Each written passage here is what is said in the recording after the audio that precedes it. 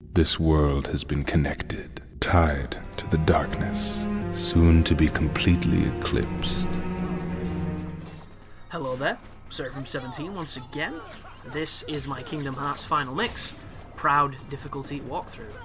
We're still in Agrabah, and as you can see we've returned to the streets with Aladdin, and Aladdin's really good. I enjoy having him in the team, and as I've shown in previous videos, I personally take Donald out.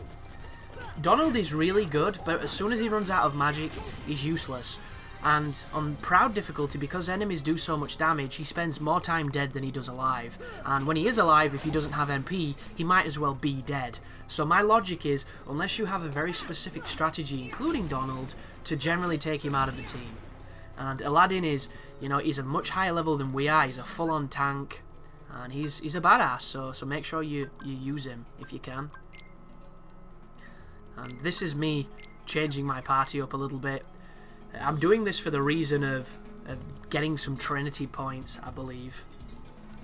You'll notice there was a little crossfade there as well. I did quite a lot of fighting in that section, and it was a room that you'd already seen me fighting, so I decided to trim it out just to make the video a little bit shorter. And I'm gonna show you now the direction to go once you return here to get, you know, to the next area. Through here is a little side area. I believe this door is only open if you've used the keys. You'll notice there's black fungus in this room. The black fungus are an extremely resilient enemy, but they give you a lot of experience. They give you a ridiculous amount of experience for this part of the game. And a lot of people farm these enemies. It's a super easy way of getting fast experience. But I didn't want to farm at all. I wanted to just get through, because I know this game is a game that you can literally grind levels, you know, farm experience, and then beat it just through sheer figures. And I didn't want to do that, because anybody can invest time to farm. Not everybody can get through, you know, when it's a struggle. And I'm hoping that by, you know, me putting myself into a situation where I didn't have the comfort of having extra levels, it's going to force me to play better, learn more, and thus I'll have more information to give to you kind folks who are watching the video.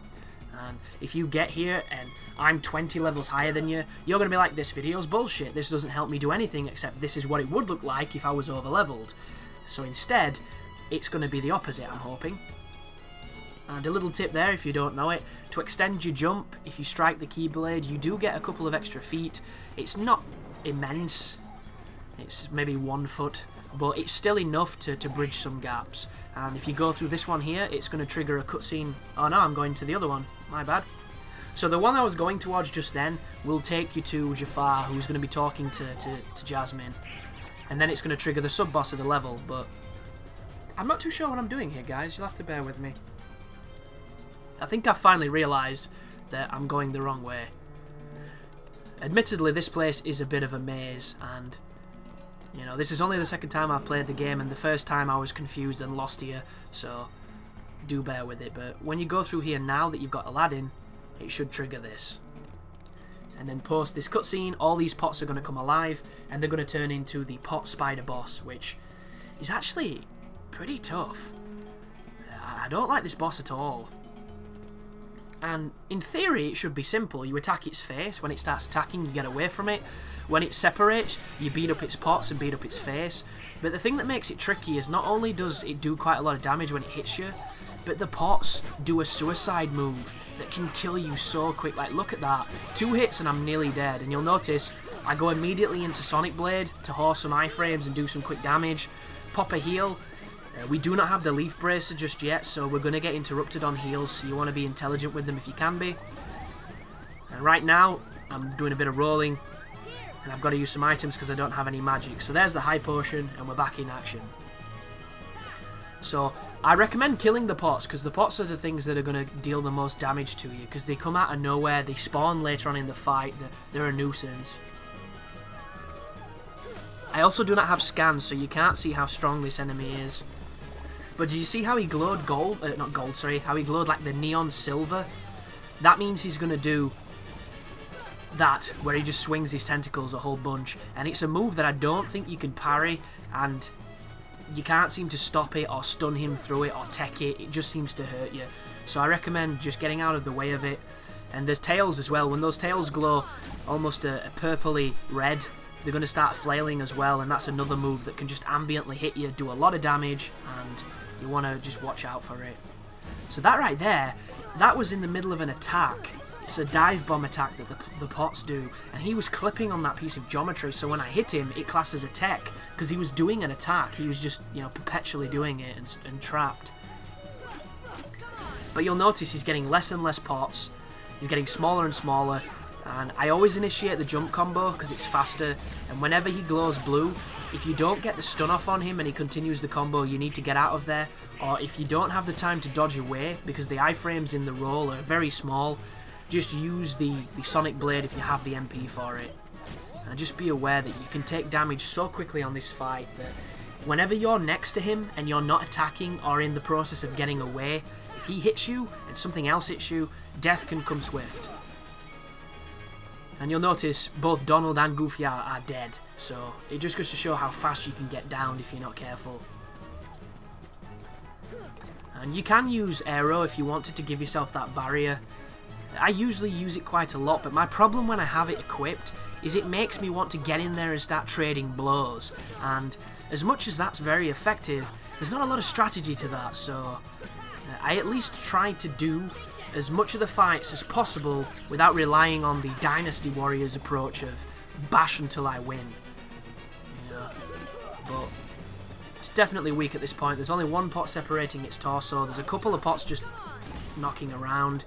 If you have any lucky strikes at this point, this might be a really good opportunity to farm for the Mithril Shards, because the pots do drop them, but the drop is 1%, and 1% can be extremely small when the game wants to fuck you. I found this out the other day. Like, I've been farming 1% drops off other enemies and getting them reliably every, you know, maybe 2 out of 3 encounters I would get them. The Mithril Shards from this enemy, I farmed for about an hour and I got 3. It was so just soul destroying and sad. And it sucks, it's a shame.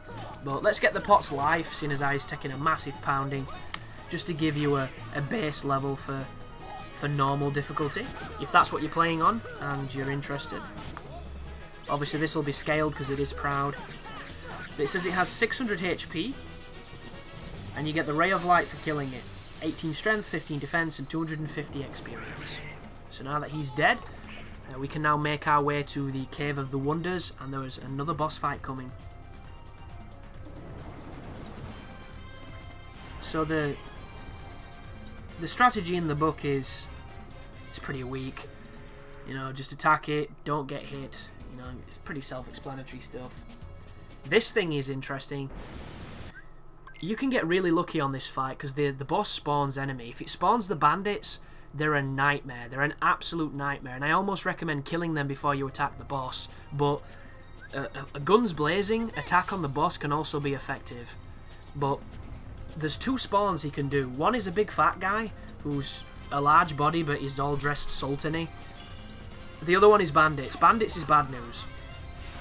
Let me see what fat guy is called, because I'm sure he's not called fat guy. Oh, it's called Fat Bandit. Hey, I was halfway there. But it's so dangerous because the bandits have a move very similar to the reverse guard armor thing, where when it had its feet and its head, it would do that spinning like bicycle kick towards you. These guys do the same with their weapon. But the strategy here is simple. Get onto his nose, do small combos to beat up his eyes so that you don't go too far, because Sora has a habit of moving like that and getting hit. That could have been avoided if I'd have been more patient and more disciplined, but I did die a few times on this fight, guys, and it was pissing me off. So the eye lasers can be guarded against, I believe, but they do a lot of damage, so I would recommend dodging them instead. And if you wait for him to lower his head, you can get up on top of him. When you're on his nose and you've got free reign on his nose, if he starts to shake you off, you can either do spells to center yourself or kind of counterbalance Sora, but that can be quite tricky when he's doing it. When you're on his nose, he can't seem to hit you with those locked on stuff. If you stand on the ridge of his forehead, though, he can, so just be aware. And just look at these bandits. They will attack you from off screen, and they do moves that take off half your life. So there is a large percentage of luck involved in this fight. That being said, if you're good enough and you know the pattern enough, you can probably do this without taking damage. It's just a... You it takes a lot of patience and a lot of luck. And I don't know, man. There could be some refinements made to this game that make it so much sharper and so much fairer, but then it would be much more contemporary, and this is a game that was made in the early 2000s, and it does reflect that, so you need to at least take it into consideration. But this guy has 380 HP. I don't know if that applies to both eyes, sorry.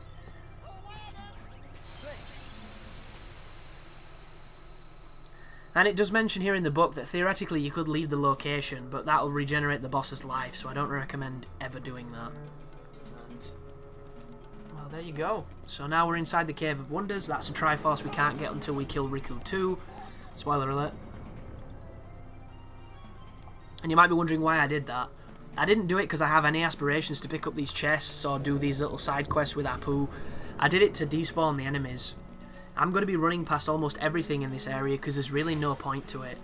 The levels that I will get from killing Jafar supersede anything I would get from the enemies, and the enemies are actually quite tricky because they're fast and they're damaging, and, you know, for the sake of brevity, it's just easier. You know, if it's your first time playing, I recommend going as deep as you can and fighting everything because it is a very fun game. It's just like a lot of stuff, there are bits that will frustrate you, and you need to accept them to get past them. And I have a difficult time nowadays accepting a lot of flaws in games because there's no excuse, really, for them to exist. It's one of those strange things.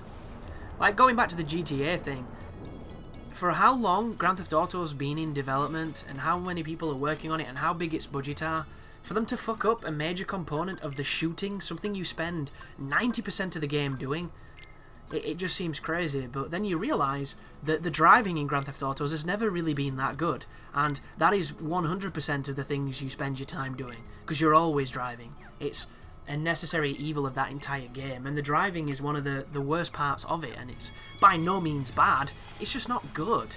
And, you know, if you go to a Burnout, or if you go to, like, a Need for Speed, or even a Saints Row, the driving is so much more satisfying, and they've improved it a lot in the most recent one, and the driving on it, especially as Franklin when you can use the special ability, is actually really, really fun.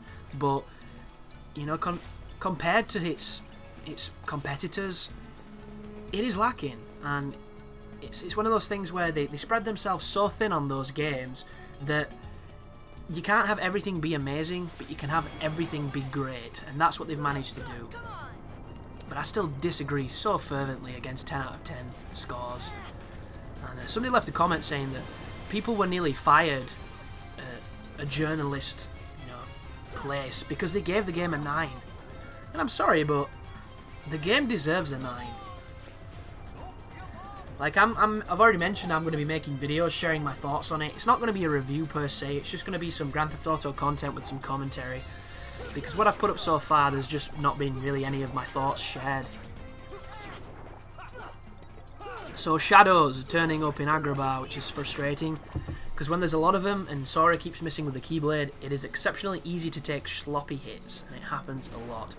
And this room is filled with spawns of the fat bandits and various other things, and all I want to do is open this chest, but because we're in combat, I can't. We've got a lightning guy and a green guy. I think the green guy's the healer, I'm not too sure. I don't even know the name of him, so I'm going to look it up and share it. Because somebody's already commented saying that the cool thing about this guide so far is the fact that I'm able to share these stats coming from an official source. So the yellow guys are called Yellow Operas, and the green guys are called Green Requiems. And it doesn't really tell you much more than that. I can't really tell what the guy does. His attack type there is none, so he must just be a healer or a buffer. He must cast Arrow and Cure, perhaps. Because there's fire, there's blizzard, there's lightning, or thunder on this game, and that's it. That's another thing that does bug me on this game. Sora has a fetish for grabbing ledges. Like, he will grab any ledge that comes remotely close to him, and he will grab it every opportunity he gets. And sometimes it's a lifesaver, but every other time it's a pain in the ass. But I did say I was going to ignore the enemies, and I seem to be contradicting myself here because I am killing a lot of the pots. But I think the motivation is the chests. Because can you really play a game, see a chest and not pick it up? It goes against everything in us. I don't know what I was trying to do then. I think I'm thinking about spawning a fat bandit so I can throw a barrel at him and get some cheap hits. Which is exactly what's about to happen.